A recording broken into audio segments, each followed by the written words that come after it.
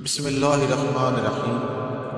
آپ صلی اللہ علیہ وسلم نے فرمایا، جب جنتی جنت میں اور دوزخی دوزخ میں داخل ہو جائیں گے، اللہ پاک فرمائے گا اس کے دل میں رائی کے دانے کے برابر بھی ایمان ہو، اس کو بھی دوزخ سے نکال لو۔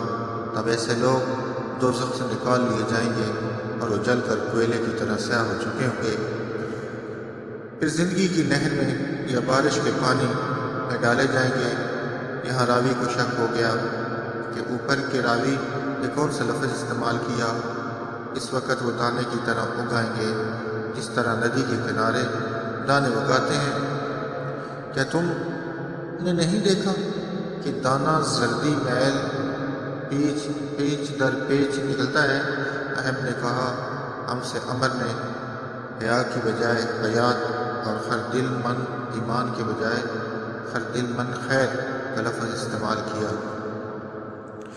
رسول اللہ صلی اللہ علیہ وسلم نے فرمایا کہ میں ایک وقت میں سو رہا تھا، میں نے خواب دیکھا کہ لوگ میرے سامنے پیش کیے جا رہے ہیں اور وہ کرتے پہنے ہوئے ہیں، کسی کا کرتا سینے تک ہے اور کسی کا اس سے نیچے ہے۔